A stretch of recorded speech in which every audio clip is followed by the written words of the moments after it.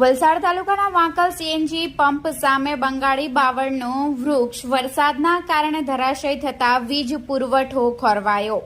Dharampur Valsad road ઉપર Vankal CNG pump સામે વરસાદના કારણે બંગાળી બાવળનું મહાકાય વૃક્ષ ધરાશય થયું હતું। હાલ ધોધમાર વરસાદ સમગ્ર વલસાડ જિલ્લા સહિત તાલુકામાં વરસી રહ્યો છે અને ઠેર ઠેકાણે પાણી ભરાવાના કારણે કેટલાક વૃક્ષો ધરાશય થવાની અને અકસ્માતો બનવાની ઘટનાઓ બની રહી છે।